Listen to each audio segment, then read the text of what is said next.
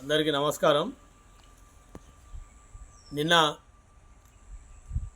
BJP నాయకురాలు కందుల సంధ్యారాణి గారు Congress party ప్రభుత్వం పైన స్థానిక శాసనసభ్యులు అన్నగారు ఎమ్మెల్యే రాజ్ ఠాకూర్ గారి పైన కొన్ని ఆరోపణలు చేయడం జరిగింది. వారు చేసిన ఆరోపణలను ఖండిస్తూ మీరు చేసే ఆరోపణలు ఏదైతే ఉన్నాయో మీ వ్యక్తిగత ప్రచారానికి, మీ రాజకీయ ప్రచారానికి తప్ప ప్రజలకు ఉపయోగకరమైనవి కాదని చెప్పేసి మీ వ్యాఖ్యలు మేము ఖండిస్తూ ఉన్నాం.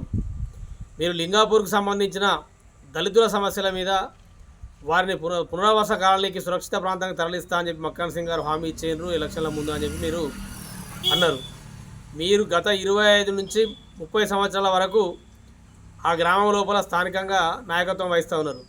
2 సార్లు జడ్పీటీసీగా, ఎంపీపీగా, సర్పంచ్గా మీ కుటుంబం అక్కడ నాయకత్వం వహించింది.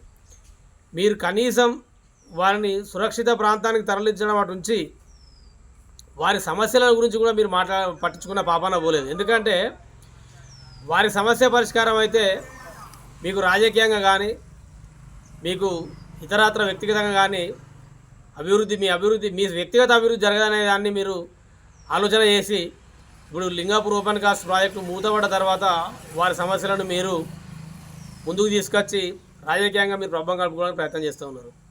వారి సమస్య పరిష్కారం కోసం అన్నగారు ఎమ్మెల్యే గెలవక ముందే లింగాపూర్ ఓపెన్ కాస్టు మూతపడే ముందు ప్రజాభిప్రాయ సేకరణల వారి ఆదేశం మేరకు మేమంతా, నేను, మా మిత్రుడు పెండ్యాల మహేష్ గారు, మా మరో మిత్రుడు మాంకాల స్వామి గారు, మున్సిపాలిటీకి సంబంధించిన నాయకుడు, మేము ముగ్గురం కలిసి ఆ నిర్వాసితుల పక్షాన మేము అక్కడ ధర్నా చేసినాం పబ్లిక్ హియరింగ్ లోపల.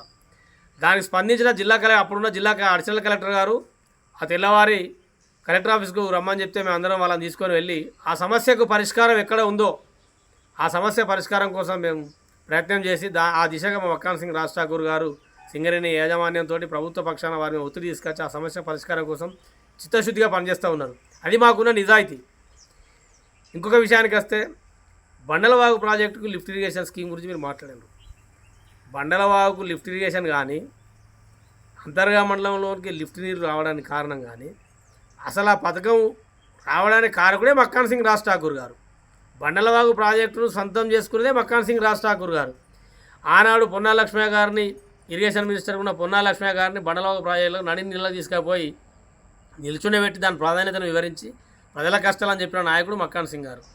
ఆ తర్వాత మీ టీఆర్ఎస్ ప్రభుత్వం వచ్చిన తర్వాత ప్రజల సమస్యలు పరిష్కారం అయితే లేవు, ఇక్కడి భూములకు నీళ్ళు వస్తలేవు అని చెప్పి వారు స్పందించి ఇక్కడి ప్రజలతోటి, ఇక్కడ రైతులతోటి పాదయాత్ర చేసి ఆ సమస్య పరిష్కారం కోసం ఆయన ప్రయత్నం చేస్తే ఆయన పాదయాత్రకు ప్రభుత్వం స్పందించి శాంక్షన్ ఇస్తే ఎలక్షన్ల ముందట 2018లో హడావుడిగా శంకుస్థాపన చేసిండు. హడావుడిగా శంకుస్థాపన చేస్తే 5 సంవత్సరాల తర్వాత మీరు నేనే గెలిపించినా అని చెప్పుకునే మీ ఎమ్మెల్యే గారు ఏం చేసిండు? కనీసం ఆ కాలువలో పోయిన 2 ఎకరాల భూమికి నష్టపరిహారం ఇప్పించలేకపోయిండు. దాన్ని పూర్తి చేసినట్టు పక్కన పెడితే వారికి రావాల్సిన నష్టపరిహారం కానీ దాని మీద పూర్తి స్థాయి రిపోర్ట్ కూడా ఆయన తీసుకోలేకపోయాడు. 6 నెలల తర్వాత మా నాయకుడు గెలిచిన 6 నెలల లోపల ఆ కాంట్రాక్టర్ రావాల్సిన బకాయిలు ఏవైతే ఉన్నాయో ప్రభుత్వం నుండి ఇప్పించి దాన్ని పూర్తి స్థాయిలో పని పూర్తి చేయించి 9 రోజుల లోపల సబ్ స్టేషన్ నిర్మాణం చేయించిన ఘనత మక్కాన్ సింగ్ రాజ్ ఠాకూర్ గారిది. ఒక 15 నుంచి 20 రోజుల లోపల ఆ స్కీమ్ ప్రారంభోత్సవం కాబోతున్నది. ఈ ప్రాంత రైతులకు వేసానికి నీళ్ళు అందుతాయి. ఈ ప్రాంత రైతుల మానీయులు మాకనే కళ నెరవేరబోతున్నది. అది మక్కాన్ సింగ్ గారే దాన్ని మొదలుపెట్టారు, వారి ద్వారానే పూర్తి అవుతుంది. అది భగవంతుడు అనే వ్యక్తి గొప్పవాడు కనుకనే మక్కాన్ సింగ్ రాజ్ ఠాకూర్ గారికి అవకాశం ఈ ప్రజలు ఇచ్చారు. మీరు చూడండి, మీరు కళ్ళుండి కూడా చూడని కబోదులాగా ప్రవర్తిస్తూ ఉన్నారు. ఒక 20 నుంచి 20 రోజుల లోపల ఇక్కడ లిఫ్ట్ ఇరిగేషన్ ప్రారంభోత్సవం, ఇక్కడ రైతులకు ఇక్కడ బీడు భూములకు నీళ్ళు వచ్చే అవకాశం ఉన్నది. మీరు ఇంకొకటి బర్మాకాంత్ శీకుల విషయానికి వస్తే మీరు మాట్లాడుతూ ఉన్నారు. ఎవరు ఎమ్మెల్యే ఉంటే వారి వెంట మీరు ఉంటారు. నేనే ఎమ్మెల్యేని గెలిపించినా, మేమే ఎమ్మెల్యేని గెలిపించినా అని. మరి మీరు ఎందుకు పట్టించుకోలేకపోయారు? మరి మీరు అంతర్గం బర్మా కాన్స్టిట్యూషన్ సమస్య ఎందుకు పరిష్కారం చేయలేకపోయారు?